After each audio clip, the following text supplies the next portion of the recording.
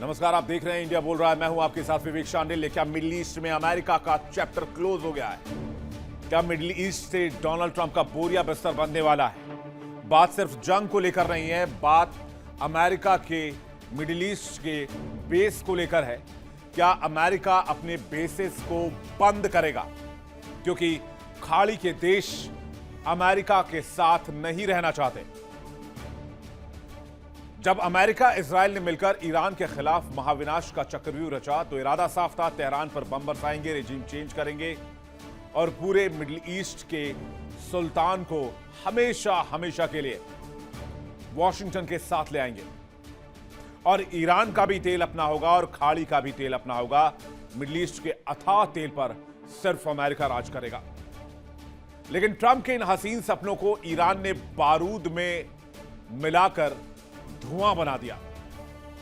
Iran ने वो पलटवार किया कि अमेरिका के सारे सैन्य बेस थर्रा उठे। मिसाइलों और सुसाइड ड्रोन्स की ऐसी बौछार हुई कि अमेरिका के लगभग 60 हवाई जहाज जमींदोज हो गए। ईरान ने दुनिया को चीख चीख कर बता दिया कि तेहरान को कमजोर समझने की भूल कितनी भारी पड़ सकती है। और बस यहीं से खेल शुरू हो गया। मिडिल ईस्ट का खेल शुरू हो गया अमेरिका के उस फर्जी सुरक्षा गारंटी का जिसका गुब्बारा फट गया, जिसके दम पर अमेरिका खाड़ी में अपना बोलबाला चलाता था। मिडिल ईस्ट में पासा पलट चुका है, पावर सेंटर्स बदल रहे हैं, खाड़ी के देशों का वॉशिंगटन से मोह भंग हो रहा है और अब सीधे वो ट्रंप की आंखों में आंख डालकर कह रहे हैं कि मिडिल ईस्ट अपना बोरिया बिस्तर समेटो और रफा दफा हो जाओ। अरब के रईस सुल्तान अब यह कड़वा सच मान चुके हैं कि खाड़ी का असली सुल्तान अमेरिका नहीं, ईरान है और अब इस इलाके में वही होगा जो मिडिल ईस्ट के देश तय करेंगे, जो ईरान तय करेगा। जाहिर सी बात है अमेरिका इन चीजों को एंटिसिपेट कर रहा है। लाज बचाने के लिए ट्रंप ने अपने विशेष दूत विदेश मंत्री मार्को रूबियो को खाड़ी देशों की चौखट पर भेजा, अरबों डॉलर के नए प्रपोजल को लेकर। रूबियो मिन्नत करते रहे लेकिन खाड़ी के देशों ने व्हाइट हाउस को ठेंगा दिखा दिया है। खाड़ी के सुल्तानों का दो टूक सवाल है। जब तुम्हारी फौज ईरान की मिसाइलों के आगे भीगी बिल्ली बनी हुई थी, जब तुम्हारी फौज के रहते हुए हमारे देश पर बम गिर रहे थे, तो फिर हम तुम्हारे मिलिट्री बेस का सफेद हाथी क्यों पाले? अंदर की खबर तो यहां तक है कि खाड़ी देशों ने अमेरिकी हथियार खरीदने से भी इनकार कर दिया है और अमेरिका को फंड देने से भी इनकार कर दिया है, जो फंड अमेरिका ईरान को देना चाहता है। माना यह जा रहा है कि मिडिल ईस्ट के देश डायरेक्ट तेहरान से डील करना चाहते हैं। उनका यह मानना है कि अगर पैसा ईरान को ही जाना है तो खाड़ी के देश सीधा पैसा ईरान को क्यों ना दे दें, जिससे उनकी दुश्मनी भी खत्म हो जाएगी, मिडिल ईस्ट में लड़ाई झगड़ा भी बंद हो जाएगा और अमेरिका की भूमिका भी समाप्त हो जाएगी। तो क्या अमेरिका के ताबूत में डोनाल्ड ट्रंप ने आखिरी कील ठोक ही दिया? आज इसी मुद्दे पर बड़ी इंटरनेशनल डिबेट। खाड़ी के देशों में अब जो ईरान कहेगा वही होगा, क्या यह सच्चाई है? और खाड़ी के देशों में अमेरिका अपने सैन्य बेसिस को कम करेगा और बोरिया बिस्तर समेटेगा। आखिर यह क्यों कहा जा रहा है? इस खबर के पीछे की कहानी क्या है? कहते हैं जंग के बीच में अमेरिका अपनी बेस से ईरान पर प्रभावी हमले नहीं कर पाया, ना तो अपनी बेस की रक्षा कर पाया और ना ही उन देशों की रक्षा कर पाया जिन देशों के तेल की बदौलत इतनी बड़ी बादशाहत खड़ी की, जिन देशों के तेल को कंट्रोल करके अमेरिका अरबों डॉलर दशकों से बटोरता रहा। यह बात खाड़ी देशों को पसंद नहीं आई और गल्फ कंट्रीज का अमेरिका से मोहभंग होना शुरू हो गया।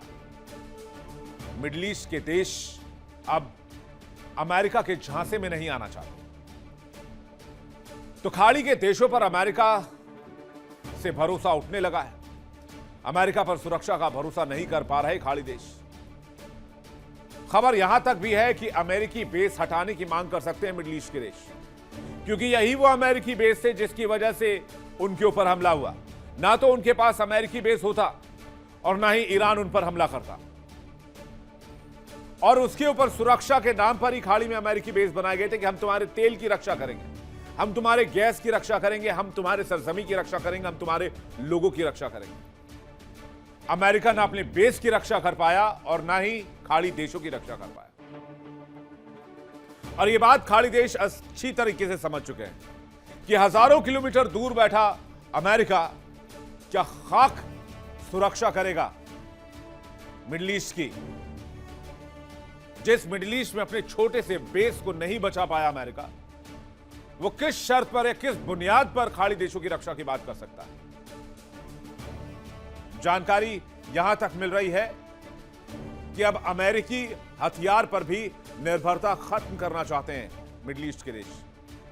और यही बात इजराइल भी कह चुका है कि वो अपने ही हथियार बनाएगा और अमेरिका पर निर्भरता कम करेगा। यानी अमेरिका ने जंग की शुरुआत तो की, लेकिन हाथ कुछ नहीं आया, खाया पिया कुछ नहीं, और ग्लास भी टूट गया, वो भी 12 आने। अमेरिका को लगा था ईरान पर हमला करेगा, लेकिन उसके जरिए खाड़ी देशों पर दादागिरी दिखाएगा, पर कुछ नहीं हुआ, गेम ही पलट गया। अमेरिकी बेसों पर ईरान ने मिसाइल और ड्रोन की ऐसी बारिश की कि अमेरिका सन्न रह गया। ट्रंप ने खुद कहा था कि मुझे भरोसा नहीं हो पा रहा है कि ईरान के पास इतना जबरदस्त मिसाइल पावर हो सकता है। ईरान के पड़ोस में यानी कि मिडिल ईस्ट में अमेरिका के तकरीबन 16 बेस हैं, परमानेंट टेम्पररी मिलाकर। और जब आप नक्शे पर नजर डालेंगे तो आपको नजर आएगा कि मिडिल ईस्ट में 16 बेसेस होने के बावजूद, आइए देखते हैं, अमेरिका हाथ पर हाथ धरा बैठा रह गया और पूरे तमाशे को देखता रह गया, तमाशबीन बना रहा ईरान के हमले के ऊपर।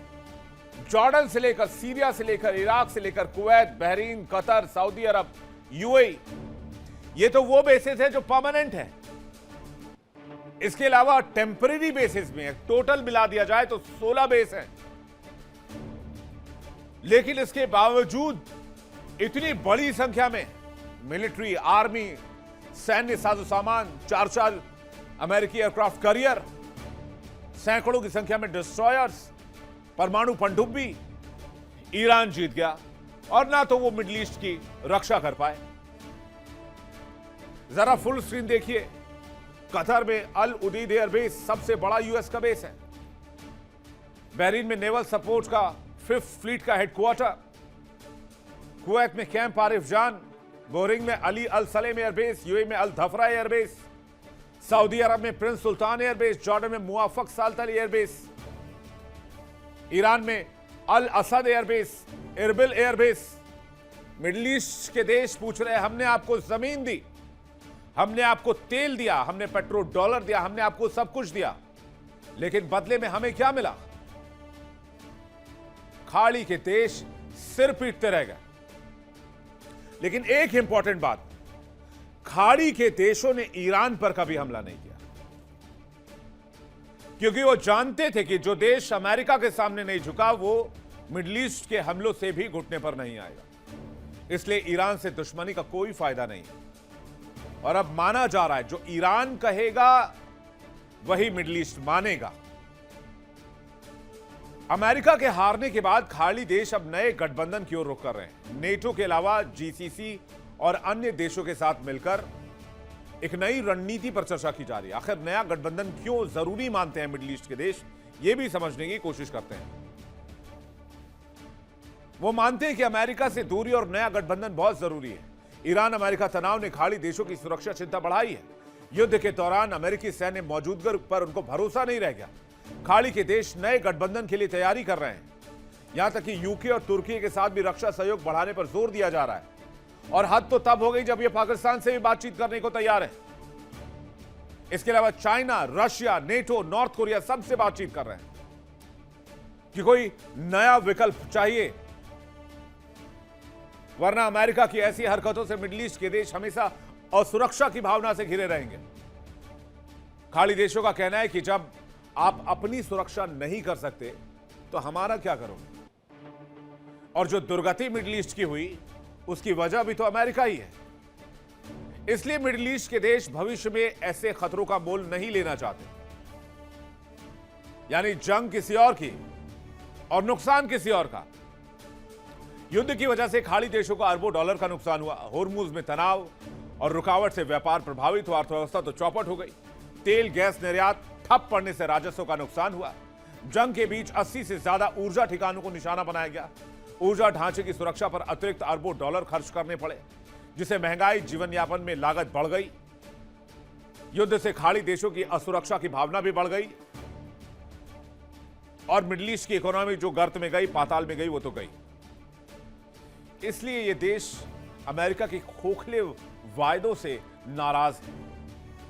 वो चाहते हैं कि अमेरिका बोरिया बिस्तर समेटकर यहां से चला जाए और हम हमारे हिसाब से अपनी इकोनॉमी तय करें, अपना भविष्य तय करें, ताकि भविष्य में जंग का खतरा ना रहे। जबकि अमेरिका सुरक्षा के नाम पर खाड़ी देशों से अरबों डॉलर लेता रहा है, बदले में जमीन ली, अपने एयरबेस बनाए, सैन्य बेस बनाए, और अब कह रहा है कि ईरान को 300 अरब डॉलर का फंड देना है, वो भी मिडिल ईस्ट के देश ही देंगे। जाहिर सी बात है, मिडिल ईस्ट में अमेरिका का बुरा वक्त शुरू हो चुका है। खाड़ी देशों का इशारा साफ है, बोरिया बस्तर पैक करो, मिडिल ईस्ट खाली करो। तो क्या अमेरिका मिडिल ईस्ट से वापसी करेगा और मिडिल ईस्ट में एक नए पावर बैलेंस की शुरुआत हो चुकी है? बातचीत करने के लिए मेहमानों का एक बड़ा पैनल इस वक्त हमारे साथ जुड़ रहा है। विंग कमांडर आशीष सहाय हमारे साथ जुड़ रहे हैं, रक्षा विशेषज्ञ संजीव श्रीवास्तव हमारे साथ जुड़ रहे हैं, विदेश मामलों के जानकार डॉक्टर धीरज कौल हमारे साथ जुड़ रहे हैं, भू राजनीतिक विशेषज्ञ, और अशरफ जैदी हमारे साथ जुड़ रहे हैं, ईरान मामलों के जानकार। आप सभी मेहमानों का बहुत बहुत स्वागत है। दर्शकों, आपका भी बहुत स्वागत करते हैं। पहला सवाल मेरा अशरफ जैदी से, ईरान मामलों के जानकार हैं। क्या मिडिल ईस्ट में आप देख रहे हैं कि मिडिल ईस्ट के देश इस तरफ इशारा कर रहे हैं, जो एस्पेक्ट हम देख रहे हैं, जो डॉट्स हम कनेक्ट कर पा रहे हैं, उसके हिसाब से तो वो भरोसा खत्म हो चुका है जो अमेरिकी सेना पर करते थे, अमेरिकी नेवी पर, एयरफोर्स पर या अमेरिकी हथियारों पर, और ऊपर से हमले भी इसलिए हुए क्योंकि अमेरिकी बेस वहां मौजूद थे। अशरफ जैदी, मुझे लगता है शायद उन तक आवाज नहीं जा पा रही है। संजीव श्रीवास्तव जी, आपको क्या लगता है, आपका पक्ष क्या है इस मामले में? जी विवेक जी, अपना सवाल अब एक बार रिपीट करें प्लीज। मेरा सवाल यह है कि क्या मिडिल ईस्ट से अमेरिका का बोरिया बस्तर पैक होने वाला है?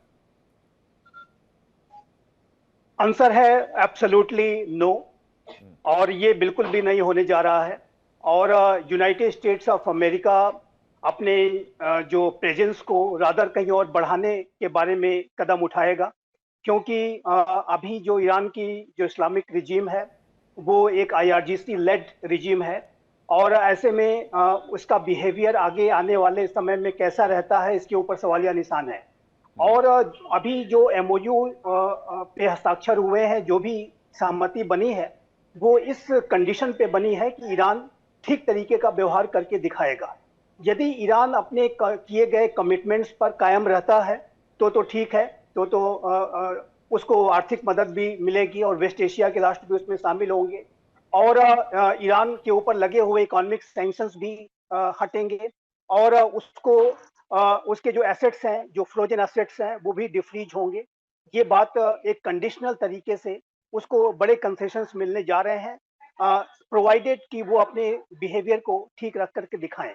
लेकिन यदि ईरान ने अपने बिहेवियर में कोई एग्रेशन दिखाया, कोई नकारात्मकता दिखाई, कोई ऐसा अप्रोच दिखाया कि इसकी की वजह से पूरे क्षेत्र में फिर से एक तनाव की स्थिति व्याप्त हो जाए, स्टेट ऑफ हॉर्मुज को उन्होंने भी फिर से ब्लॉक किया, तो अमेरिका उसके लिए बड़ी तैयारियां करके रखेगा। और अमेरिका हो, इजराइल हो, वेस्ट एशिया के राष्ट्रों, उन्होंने ईरान को जो कंसेशन देने का प्रस्ताव दिया है, वो किसी दबाव में आकर के नहीं, बल्कि उसके साथ एक कंडीशनल कंसेशंस उसको दिए जा रहे हैं, ताकि ईरान अपने बिहेवियर में चेंज ला करके दिखाए। और ईरान के लिए, वहाँ के इस्लामिक रिजीम के लिए बुद्धिमत्तापूर्ण यही होगा कि वो अपने अंदर सकारात्मक बदलाव ला करके दिखाएं। और यूनाइटेड स्टेट्स ऑफ अमेरिका का जो कमिटमेंट है वो वेस्ट एशिया के राष्ट्रों के लिए, उसके जो बड़े बेसिस, वो मुझे नहीं लगता कि कहीं से भी उसमें कोई कमी आने जा रही है, रादर उसमें वृद्धि होगी। और इजराइल का जो सबसे बड़ा अमेरिका का इंटरेस्ट है। लेकिन संजीव जी, यही कमिटमेंट तो पूरा नहीं कर पाया ना अमेरिका। भाई, आपने मुझे कोई कमिटमेंट दिया, आपने पूरा नहीं किया, तो मैं आपका साथ क्यों दूंगा? मैं तो कहूंगा भाई, आपकी वजह से मार खा के लौटा हूं मैं, ना आपसे दोस्ती होती ना मैं वहां पिटता। नहीं, देखिए, कोई मार खा करके नहीं लौटा है, और मैं ऐसा मानता हूं कि ये जो 40 दिनों का अभियान अमेरिका और इसराइल ने मिलकर के चलाया। उसमें ईरान को, वहाँ की इस्लामिक रिजीम को उन्होंने अंडरग्राउंड फैसिलिटीज पर ऑपरेट करने पर मजबूर कर दिया। उनको उनको जो है पाताल लोक में से जाकर के ऑपरेट करने पर मजबूर कर दिया। और ये एक तो बड़ा ये सक्सेस है, मैं तो ये मानता हूँ। और ये देखिए, मैं स्पष्ट रूप से कहना चाहता हूँ, जैसा कि विवेक जी आपके शोज में मैं पहले कहता रहा हूँ, कि आज का जो समय है वो डायलॉग एमंग सिविलाइजेशंस की बात का समय है। और यदि आप इसमें क्लैश ऑफ सिविलाइजेशंस की बात करेंगे, अब्राहम एकॉर्ड्स को मानना तो दूर, उसको डिरेल करने के लिए आप आतंकवादी हमले करवाएंगे, तो ऐसे में तो आपके ऊपर बड़े एक्शंस होंगे, इसमें कोई दो राय नहीं है। एक ही मात्र रास्ता है, वो है डायलॉग एमंग सिविलाइजेशन। और उस सकारात्मकता को यदि ईरान की इस्लामिक रिजीम दिखाती है तो वेल एंड गुड, लेकिन अगर नहीं दिखाती है तो फिर सारे जो अदर ऑप्शंस हैं वो अमेरिका और इजराइल और अन्य राष्ट्र जो हैं वो ओपन करके रखेंगे। ये बात मैं स्पष्ट रूप से कहना चाहता हूं। मैं कौल साहब के पास जा रहा हूं। कौल साहब, 16 अमेरिकी बेस, 4 एयरक्राफ्ट कैरियर, सैकड़ों की संख्या में डिस्ट्रॉयर्स, परमाणु पनडुब्बी और पता नहीं क्या क्या साजो सामान, MQ-9 Reaper drone, F-35 fighter jet, F-16 fighter jet, अवैक्स, आपका E-3 Sentry air tanker refueller, इतना सब कुछ होने के बावजूद और अमेरिका का भरोसा होने के बावजूद मिडिल ईस्ट में तबाही मची। और भविष्य में ऐसी तबाही ना हो तो चाहेंगे अमेरिका या ना रहे। अमेरिका के रहने से अगर तबाही रुक जाती तो तबाही ना हुई होती। नमस्कार, thank you for having me on the show. क्या आप मुझे सुन पा रहे हैं? बिल्कुल सुन पा रहे हैं सर। हाँ, नमस्कार, thank you for having me on the show. और मैंने आपके पैनलिस्ट को सुना, बहुत अच्छा इन्फॉर्मेशन दिया। देखिए, मैं although I speak on Jio politics, पर मैं इसमें थोड़ा फाइनेंशियल और एआई के एंगल से बात करना चाहूँगा, बिकॉज सारे panelist I am sure they will talk more on those areas other than. So मैं आपको नंबर्स डोंट लाई, मैं आपको क्लियरली बताता हूँ। पहले जो आपने बात बोली उसमें कुछ तो सत्य है डेफिनेटली, लेकिन ये देखना पड़ेगा जिस न्यू वर्ल्ड 2.0 में हम इस टाइम है एआई बेस्ड, उसके अंदर जो नई टेक्नोलॉजीज हैं उसके ट्रायल के लिए ग्राउंड्स चाहिए होते हैं। It may not sound you very nice, but ये रियलिटी है। और डिफरेंट कंपनीज अपने आपके पास डिफेंस एक्सपर्ट्स यहाँ बैठे हैं, वो भी बताएंगे कि जो डिफरेंट कंपनीज हैं वो अपने सिस्टम्स को टेस्ट एंड ट्राई करती है रियल वॉर सिनेरियो में, और उससे लर्न करती है। एज लॉन्ग एज आपके खुद के लोग इन्वॉल्व ना हो, देखिए कुछ प्लेन्स गिरना, कुछ हमारे डिफेंस सिस्टम्स का फॉल्टी होना, हमारी इंटेलिजेंस की एक फेलियर डेफिनेटली होना कि हमें पता नहीं था कि ईरान के हमें कितने शीर्ष टॉप लीडरशिप को इवेपोरेट करके फिर भी वो एक एक इंडिपेंडेंट सिस्टम के थ्रू ऑपरेट कर सकते हैं। ये एक बड़ी नई चीज हमने देखी, तो इससे हम लर्न किया। लेकिन मैं आपको क्यों एक एंगल पे दिखाना चाह रहा हूँ, देखिए पहली बात तो कि क्या खाड़ी के देश अमेरिका के बगैर उधर सस्टेन कर पाएंगे ऐसी पॉपुलेशन के ऊपर जो कभी भी उन्हें ओवरथ्रो कर सकती है? I don't think so. America का पेनिट्रेशन खाड़ी में और बढ़ेगा। मैटर ऑफ फैक्ट ईरान के हाथ में, ईरान को फिलहाल ठंडे बस्ते में जो मैं आपके शो पे मैटर ऑफ फैक्ट वॉर के शुरू होने, if I am not I recall, I think February onwards we are talking about it, कि जो वॉर होगी जब से शुरू हुई है वो 2 क्वार्टर्स से ज्यादा फाइनेंशियल सिस्टम इसे टॉलरेट नहीं कर पाएंगे। तो बहुत बड़ी शक्तियां जो फाइनेंशियल हैं वो इसे 2 क्वार्टर्स में कूल ऑफ करेंगी। तो 2 क्वार्टर्स का ही टर्म आप देख रहे हैं, तकरीबन 6 महीना, उसके अंदर ही ये वॉर ऑलमोस्ट डिसॉल्व होती आपको दिखेगी। वो एक फैक्ट है। लेकिन मैं आपका ध्यान एक तरफ आकर्षित करना चाहूंगा, वॉर 2.0, जिसके अंदर कुछ एरियाज हैं जिसकी टॉप कंपनीज अभी अमेरिकन बेस्ड हैं और दुनिया भर की बड़ी बड़ी इकोनॉमीज उसमें इन्वेस्ट भी कर रही हैं। मैं आपको नाम के साथ बता देता हूं, that will help you, because otherwise हम लोग जिस बारे में बात कर रहे हैं उसकी क्लैरिटी शायद आपके दर्शकों में थोड़ी सी बेटर आ जाएगी। जिस डिफेंस ग्लोबल मिलिट्री स्पेंडिंग जो वर्ल्ड की इस टाइम हमें दिख रही है 2025-26 में 2.8 ट्रिलियन डॉलर्स की है, और एनुअल ग्लोबल आर्म एक्सपोर्ट्स तकरीबन 200 बिलियन से 150 बिलियन डॉलर के हैं। और जो टॉप कंपनीज हैं, जो डिफेंस कंपनीज आज की डेट में भी टॉप हैं, वो लॉकहीड मार्टिन जो अमेरिकन कंपनी है, 71 बिलियन उनका डिफेंस रेवेन्यू है। रेथियन जो अगेन अमेरिकन कंपनी है, 45 billion. Northrop Grumman 42 billion. General Dynamics 40 billion. Boeing defence 33 billion, so on and so forth. अब जो फास्टेस्ट ग्रोइंग कंपनीज हैं जो एआई को यूज कर रही हैं उसके अंदर मैं इन्वेस्टर हूं, तो again it's not a financial advice. Palantir, आप उसका ग्रोथ ट्रेजेक्टरी देख सकते हैं, जो डेनवर कोलोराडो की कंपनी है, बहुत ही डीप पेनिट्रेशन करती है एआई के थ्रू। इसके अलावा शील्ड एआई है, एरोवेंट है, क्राटोस डिफेंस है, एंड्रॉइड स्टडीज है। तो अगर आप देखें तो टॉप एक्सपोर्टर्स वर्ल्ड के आज भी तकरीबन 42% डिफेंस का जो सिस्टम है, यूनाइटेड स्टेट्स एक्सपोर्ट करता है 42%। उसके बाद नंबर 2 पे फ्रांस आता है सर वो एक 9.8, बड़ा प्लेयर है रशिया जी। 6.8, जर्मनी 5 पॉइंट्स। मैं आपको ये आंकड़े इसलिए दे रहा हूं क्योंकि जो आप सवाल पूछ रहे थे कि अमेरिकन सिस्टम्स फेल हो गए तो उन पे विश्वास उठ गया है, इज एब्सोल्युटली नॉट नहीं नहीं, करेक्ट। इट्स नॉट अबाउट मैं मैटर ऑफ अमेरिकन फैक्ट आपको सिस्टम्स। ये, कौल साहब, यू आर गेटिंग मी मैं रॉन्ग। आपको, इट्स हाँ नॉट अबाउट अमेरिकी सिस्टम्स। अशरफ जैदी हमारे साथ जुड़ गए।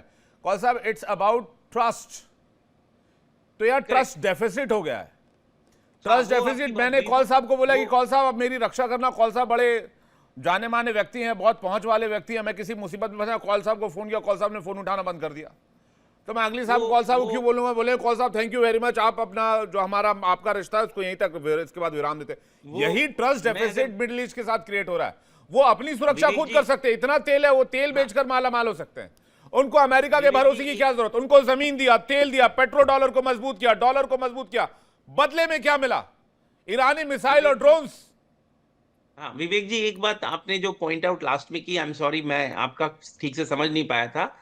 ट्रस्ट डेफिसिट अमेरिका का, यूएई तो बहुत दूर की बात है, हमारे जो छोटे भाई कनाडा के साथ समझ लीजिए, यूरोपियन यूनियन के साथ समझ लीजिए, बहुत गहरे ट्रस्ट डेफिसिट क्रिएट हो चुके हैं ट्रम्प के आने के बाद, इसमें कोई दो राय नहीं है। लेकिन एक जो प्रैक्टिकली अगर आप सोचेंगे तो यूएई के पास सेकंड विकल्प क्या है अदर देन रशिया? चाइना के ऊपर एक बहुत बड़ा ट्रस्ट डेफिसिट है। ऑल दो चाइना, और अगर आप कतार को देखिए, अगर आप सऊदी को देखिए, उनके बीच में रिलेशनशिप्स इंप्रूव हो रहे हैं। लेकिन जब से कोविड की ये अच्छा ट्रेजेडीज सवाल है आई आपका हैं, कि भाई विकल्प क्या है? विकल्प क्या है? जब से कोविड की ट्रेजेडीज आई हैं, और मैं तो कोविड में प्राइमरी इन्वेस्टिगेटर था कई कंपनीज के लिए, तो मैं बोलना नहीं चाहूंगा यहाँ पे, लेकिन lab leak versus deliberate lab leak, इसमें बहुत बड़े डिबेट्स हो सकते हैं। तो दुनिया को एक बात क्लियर है, व्हेन टाइम देखिए, अब कम्स, चाइना की तरफ जाने की क्या आवश्यकता है? चाइना वैसे ही टाइटैनिक बनता जा रहा है। चाइना के ऊपर ट्रस्ट करना मुझे लगता है वन ऑफ द बिगेस्ट मूर्खता नहीं होगी, नहीं, और आप कोई देश चाइना नहीं की करना तरफ चाहेगा। जाएंगे ही क्यों? को अब चाइना की विकल्प तरफ क्या मत है जा- आपके पास? मैं दे रहा हूं विकल्प आपको। आपके पास मैं विकल्प दे रहा रशिया, हूं। what रशिया is the है, विकल्प? इंडिया है, रशिया, मिडिल ईस्ट के देश खुद देखिए- है। मिडिल ईस्ट के देश जब इतना इतना ज्यादा ऑयल प्रोड्यूस कर सकते हैं जिससे पूरी दुनिया का 25% विवेक जी, तक का मुझे- ईंधन मुझे- चला सकते हैं, तो मुझे फिर एक चीज- उनको किसी मुझे और एक की तरफ चीज- देखने की जरूरत क्या? मैं वापस लौट रहा हूं, मैं एक बार आशीष जी का रिएक्शन ले लूं। मैं वापस आ रहा हूं, आशीष जी।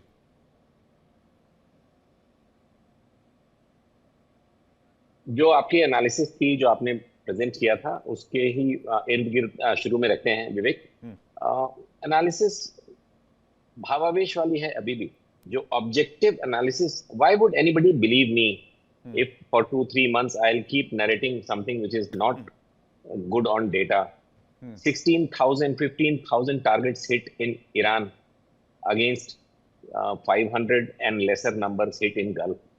तो ईरान के अंदर 15 से 16,000 टारगेट्स को मारा है, और रिटेलिएशन में ईरान ने गल्फ को टोटल 500-600 टारगेट्स को मारा है। हालांकि मिसाइलें उन्होंने ज्यादा चलाई, बट इंटरसेप्ट हो गई एयर डिफेंस से। 6,000 प्लस मिसाइलें, ऐसी मतलब इनपुट्स हैं। तो ऑब्जेक्टिव एनालिसिस इन्हीं इनपुट्स पे बेस होगी। तो इससे अमेरिका की वॉर फैक्ट्री खराब है या कॉम्प्रोमाइज्ड है या ट्रस्टवर्दी नहीं है, ऐसा नहीं कह सकते। हाँ, ये कह सकते हैं विवेक कि जितना एक्सपेक्टेड था, जितना जितना पावरफुल हम एक्सपेक्ट करते थे कि ये जीरो एरर सिंड्रोम के साथ लड़ेंगे, कोई लॉसेस नहीं बियर करेंगे, उसमें अच्छे खासे डैमेजेस हुए हैं। खास करके इनके very heavy machinery, including the entire series of F based fighters जो इनके हैं, बोइंग के F-15 6-7, F-35 2-3, F-16, then KC-135 4 मारे गए। कुछ air defence system and communication centres को हिट किया। तो हाँ, मेजर लॉसेस हुए हैं compared to what they had expected और व्हाट वी हैड एक्सपेक्टेड कि ईरान अमेरिका की लड़ाई में। लेकिन at the same time US से 10,000 किलोमीटर दूर जाके और ईरान को डेसिमेट करना हुआ नहीं, लेकिन काफी कुछ डिग्रेड हुआ है। डिग्रेड वर्ड इन्होंने अपने इनिशियल उसमें यूज किया था कि we will degrade the Iranian military, and they have heavily degraded the Iranian military. This goes without saying. तो 15,000 targets hit versus 500 targets hit, I mean, we don't have to comment on this, number one. Number two, America क्या withdraw करेगा या gulf countries force out करेंगे America को? It is a too early, दोनों कारणों से। एक जो धीरज ने बहुत अच्छे, देखिए इसको समझे, अमेरिका इस समय इसलिए नहीं हटेगा क्योंकि इसको ट्रंप की हार के तौर पे देखा जाएगा। सारी मीडिया जो है उनके ट्रंप के खिलाफ वाली, वो बोलेगी देखो जी ये हार गए, इनको वहां से मार के निकाल दिया गया। तो there is no question of America withdrawing like they did in Afghanistan, जो बहुत दिन बाद जो दूसरी गवर्नमेंट आएगी वो रिव्यू करेगी। सिमिलरली जीसीसी या मिडिल ईस्ट के कंट्रीज क्या अमेरिका को बोलेंगे आप हट जाओ? एट दिस स्टेज शायद नहीं, क्योंकि हम तो उल्टा देख रहे हैं। हम तो देख रहे हैं यूएई ने ओपेक प्लस से अपने को एग्जिट मार दिया, वो ईरान के साथ अच्छी खासी उन्होंने लड़ाई मोल ले रखी है। Qatar is getting very close to US, Qatar के प्रीमियर को जो यूएस का 1-to-1 रिलेशनशिप्स है। Saudi Arabia Pakistan defence pact की वजह से ईरान के भी अपने मुद्दे हैं कुछ सऊदी के साथ। तो मेरी एनालिसिस के हिसाब से to say that America is going to withdraw, they are being kicked out of Gulf, no, not at all, not at all. एक चीज धीरज ने बहुत इंटरेस्टिंग की थी, तो आपके दर्शकों के लिए, दो it may not be a part of today's discussion subject, ये जो एआई का सिस्टम है ना, वो दो तरह का है। एक विवेक, एक इंटरफेस है मिलिट्री हार्डवेयर का, एक इंटरफेस है एआई, डायरेक्ट किल चेन्स वगैरह हैं, काफी डीप साइंस की नॉलेज उसके लिए चाहिए होगी, तो मैं उसको ऊपर के ऊपर सरफेस लेवल पे। लेकिन वहां की जो एंथ्रोपिक टाइप की जो एआई जायंट्स हैं, उन्होंने ऑब्जेक्ट किया है to use that AI to support a kill chain. They are ethical people.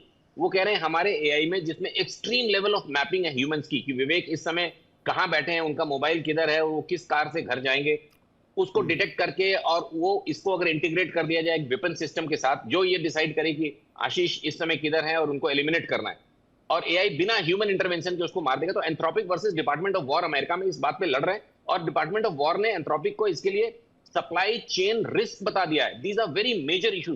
तो उसको just on the sidelines I wanted to post your viewers.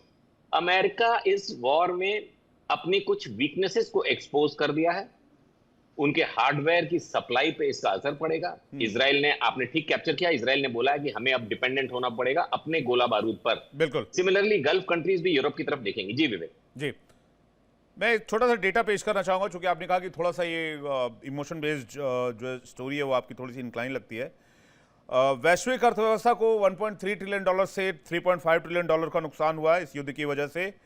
Middle east की अर्थव्यवस्था जो कि टोटल 4 ट्रिलियन डॉलर के आसपास का है, उसमें जो है वो युद्ध की वजह से खाड़ी देशों की जो जीडीपी वो 6.2% गिर गई है, और कतर का जीडीपी 9% डिक्लाइन हुआ है, यूएई का 2.7% डिक्लाइन हुआ है।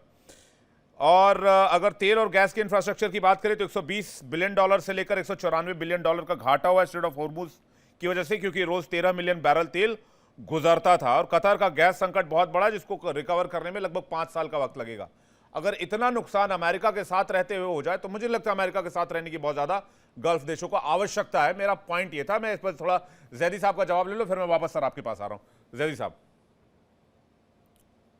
जी सर, देखिए आपका सवाल बिल्कुल सही है, और ये सवाल सिर्फ आप ही नहीं बल्कि मिडिल ईस्ट का हर वो आदमी के जो थोड़ी सियासी सूझबूझ रखता है वो पूछ रहा है अपने रूलर्स से और अपने सिस्टम से कि आखिर वो बिलियंस ऑफ डॉलर जो सालाना अमेरिका को हम देते थे, चाहे वो सऊदी अरब हो, कतर हो, यूएई हो या बहरीन, कुवैत, जितने भी ये जीसीसी कंट्रीज हो, इसका हर थिंक टैंक ये पूछ रहा है, ये सवाल कर रहा है कि वो पैसा जो पिछले 50 सालों में हमने अमेरिका को अपनी रक्षा के लिए दिया, अपनी सुरक्षा के लिए दिया, वो पैसा का क्या हुआ? अमेरिका अपनी ही रक्षा नहीं कर पाया, अपनी उन बेसिस की रक्षा नहीं कर पाया जो उसने बेस बनाए थे। कैसे मुमकिन है कि वो हमारी रक्षा करेगा? और वो ईरान कि जो पिछले 50 साल से अमेरिका की हेजमनी के खिलाफ इस पूरे क्षेत्र में लड़ रहा था, वो ईरान के जो 1979 के बाद अमेरिका के खिलाफ एक चैलेंज बन के खड़ा हुआ था, और उसने बहुत सारे अमेरिका के खिलाफ षड्यंत्र को झेला, और आखिरकार ये एक बड़ी जंग जो आमने सामने की जंग है ये लड़ी, और इसमें वो बहुत बड़ी कामयाबी के साथ आगे बढ़ा। और अमेरिका की वो इलीगल वॉर के जो उसने पूरी ताकत के साथ ईरान के ऊपर थोपी, और जो कुछ ही घंटे के अंदर उसके सुप्रीम लीडर को मारकर, उसके जो मिलिट्री कमांडर हैं, टॉप कमांडर हैं, उनको मारकर, और वहां पे रजीम चेंज की एक बयान और एक बात की थी, और ये यकीन दिलाया था कि हम 48 से 72 घंटे में ईरान को तहस नहस कर देंगे। 40 दिन ईरान ने वॉर लड़ी है, आमने सामने की वॉर थी, और ये तमाम तर देश के जो अमेरिका के सहारे जीते थे, जो अमेरिका के हथियारों पे पलते थे, जो अमेरिका की हेजमनी के चलते अपने अपने रूल्स और अपने सिस्टम को चला रहे जी। थे, बहरहाल जब इन्होंने उसकी बेसिस को तबाह होते हुए देखा और अपने इंफ्रास्ट्रक्चर के ऊपर ईरान के बनाए हुए मिसाइल जिस तरह से उन्होंने उसकी घातक बम्बारमेंट को देखा, तो अब ये सवाल पूछ रहे हैं और इनको लगता है कि ईरान सही कह रहा था। ईरान पिछले 50 साल से ऑप्शन इन क्या हो देशों सकते हैं? को ये समझा जैदी रहा साहब था संक्षेप में जाना चाहूंगा, ऑप्शन क्या हो सकते हैं? मदद करने वाला नहीं है। जी सर, ऑप्शंस क्या देख रहे हैं आप, अगर ईरान के पास ऑप्शन या मिडिल ईस्ट के पास ऑप्शन हो? इन देशों के लिए ऑप्शन वही है जो ईरान ने पेश किया। ईरान ये चाहता है कि ये जितनी भी जीसीसी कंट्रीज हैं, अमेरिका और वेस्टर्न हेजमनी को छोड़कर आए, मिलकर पूरे रीजन में एक रीजनल पावर के तौर पर हम इकट्ठे हों, और इधर जिसमें हिंदुस्तान भी शामिल है, ब्रिक्स की एक बहुत बड़ा मंच है जिसमें ब्रिक्स में आ सकते हैं हिंदुस्तान जी। एक बहुत बड़ा रोल प्ले कर रहा है। उभरता हुआ, ब्रिक्स जैसे बिल्कुल। मंच को ईरान सपोर्ट कर रहा है, उभरता हुआ और पावर है उसमें वर्ल्ड जीडीपी में ब्रिक्स। आपके आंकड़े क्या कहते हैं कौल साहब? देखिए, पहले तो आपने जो नंबर्स दिए अच्छे थे, लेकिन मैं ओवरऑल बताऊं, जब आप वॉर लॉसेस को देखते हैं, ईरान में 340 बिलियन और हम ऑफिशियली 400 बिलियन का नंबर देख रहे हैं जो इनकी इकोनॉमी पे इफेक्ट हुआ है। देखिए, मुझे एक नैरेटिव बिल्कुल समझ नहीं आ रहा। इस सारी लड़ाई में सबसे ज्यादा नुकसान जो हुआ है वो एक कॉमन सिविलियन ईरानियन, जिसका आईआरजीसी से कोई लेना देना नहीं था, कोई भी दूर दूर तक लेना देना नहीं था। इससे सबसे ज्यादा फायदा किसका हुआ है? आईआरजीसी की गवर्नेंस का, वो और स्ट्रांग हो गई है। This is very unfortunate. दूसरा नुकसान जो मेरी बात खत्म होने अनफॉर्चुनेट क्या दीजिए, है? थोड़ा पेशेंस हमला तो रखिए। अमेरिका ने किया, मेरा इसमें अनफॉर्चुनेट क्या है सर?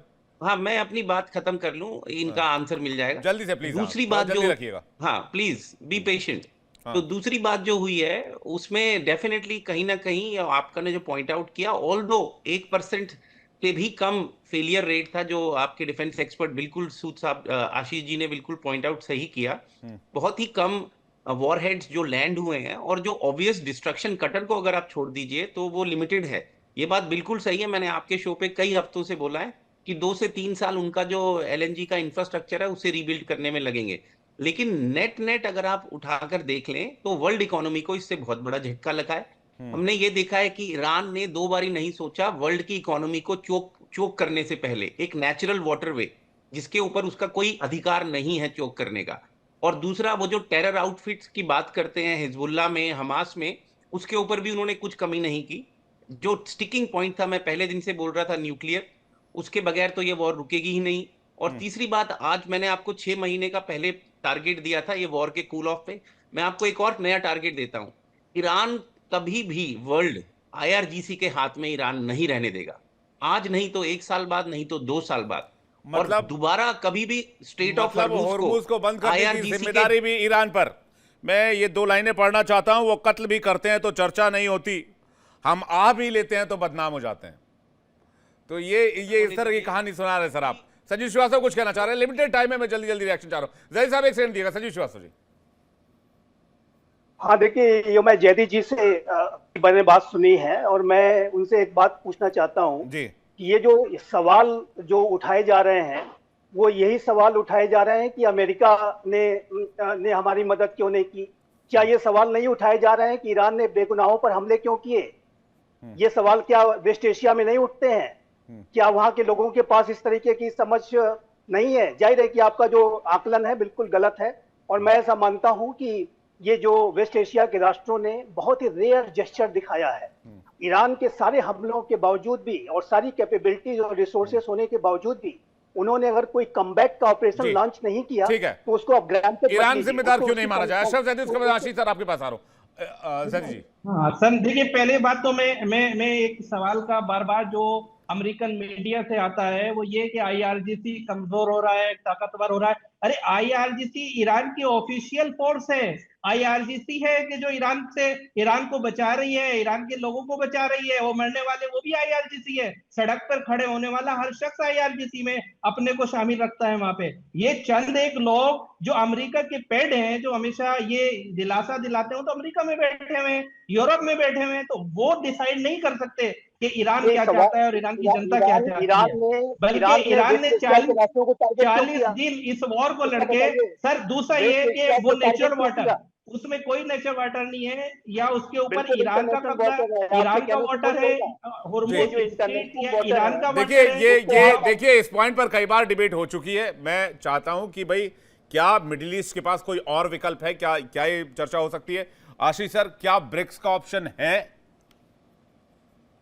अगर ब्रिक्स का वीडियो आज का देख लोगे विवेक, तो ये क्वेश्चन आप नहीं पूछते। वहां पे almost they went into fist fight between two nations. जो ब्रिक्स के आज की बात कर रहा हूं मैं, आज के चर्चा में जो हुआ है उसको एक मिनट के लिए छोड़ते। बड़ा इंपॉर्टेंट टॉपिक आपके एक मैं जरी साहब, हाँ, ईरान की फोर्स नहीं है आईआरजीसी सर। आईआरजीसी अनफॉर्चुनेटली पिछले 120 दिनों में इस्लामिक रिवोल्यूशनरी गार्ड कोर को छोड़ दीजिए, कोर तो मिलिट्री टर्म है, इस बार जो 79 में रिवोल्यूशन हुआ था उस समय इनको पता था कि ये ईरान की आम जनता एक्सेप्ट नहीं करेगी इस तरह का बारबेरिक लॉ, शरिया। तो उस रिवोल्यूशन को गार्ड करने, please please please please, Islamic revolutionary guard core Basit जुमा की इंटरनल, yes it is एक एक करके आशीष जी पूरा कर ले प्लीज। आशीष जी पूरा कर ले, एक एक करके। मैं IRGC is Islamic Revolution Guard Corps. In addition, Iran has a army, Iran has a air force, Iran has a navy. वो उनकी वहां की डिफेंस फोर्सेस हैं जिसको IRGC के अम्ब्रेला में कोई बात ही नहीं कर रहा है। वहां इंडिपेंडेंट आर्मी, एयरफोर्स, नेवी है to guard the Iranian border. Iranian international border को गार्ड करने के लिए किसी भी रेगुलर कंट्री की तरह वहां पे भी सेनाएं हैं। इस्लामिक रिवॉल्यूशन को गार्ड करने के लिए एक दहशतगर्दों की सेना, जी जी, और इसी तरह बातचीत वहां पे, जी जी जी। जैदी कुछ कह रहे हैं, अशरफ जैदी। किसी देश की ऑफिशियल सेना को आप दहशतगर्द नहीं कह सकते। ये आपकी जो अमेरिकन माइंडसेट है। मैं आईआरजीसी की बात कर रहा हूं, मैं आईआरजीसी की बात कर रहा हूं। नहीं, लेकिन सर आईआरजीसी को तो वहां की खामनेई सरकार नहीं बनाया। आईआरजीसी का निर्माण तो खामनेई की गवर्नमेंट ने किया। खामनेई को चुना है। is a declared terrorist organization by international bodies. IRGC is a declared terrorist body by many international bodies, sir. मैं ईरान की सेना की बात नहीं कर रहा हूँ, वो दहशतगर्द नहीं है, मैं IRGC की बात कर रहा हूँ। इजराइल ने और इजराइल ने किया, ठीक है। लेकिन मिडिल ईस्ट में एक केओस तो देखा जा रहा है, अमेरिका को लेकर भी एक केओस है। मैं समय सीमित है, माफी चाहूंगा अपने मेहमान से। बहुत बहुत शुक्रिया हमारे साथ जुड़ने के लिए और अपना कीमती वक्त देने के लिए, बहुत बहुत धन्यवाद। फिलहाल वक्त एक ब्रेक का है, फौरन लौट रहे हैं। देखिए इंडिया डेली 24/7 अब आपकी स्मार्ट टीवी पर। इंडिया डेली मौजूद है सभी डिजिटल प्लेटफॉर्म पर लाइव और लगातार। इंडिया डेली 24/7 हर दिन राष्ट्र को समर्पित।